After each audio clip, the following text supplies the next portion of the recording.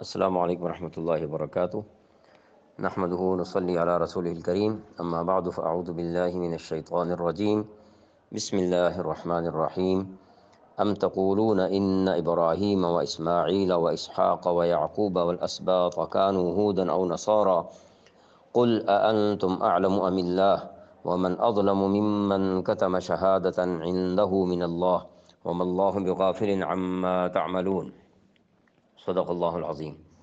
آج انشاءاللہ clip number 79 میں سورۃ البقرہ کی آیت نمبر 140 سے ابتدا کریں گے۔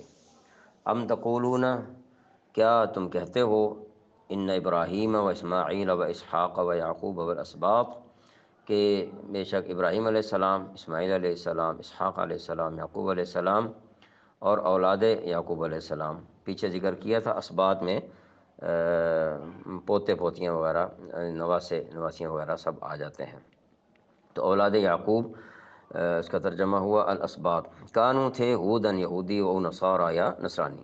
قل، آپ کہہ دیجئے، آپ فرما دیجئے، انتم، کیا تم، اعلم، جاننے والے ہو، زیادہ جاننے والے ہو، ام اللہ، یا اللہ تعالیٰ، ومن، اور کون ہے، اظلم، بڑا ظالم، ممن، اس سے جو، یا جس نے، کتم، چھپائی، شہادتاً، گواہی، عندہ، اس کے پاس، من اللہ، اللہ تعالیٰ سے، وما اللہ، اور نہیں ہے اللہ تعالیٰ، بغافل، بے خبر، عما، اس سے جو، تعملون، تم کرتے ہو۔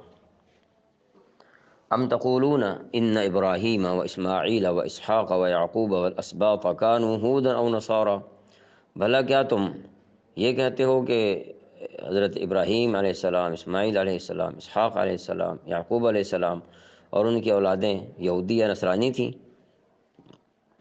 یہاں پر خصوصاً خطاب جو ہے وہ اہل کتاب اور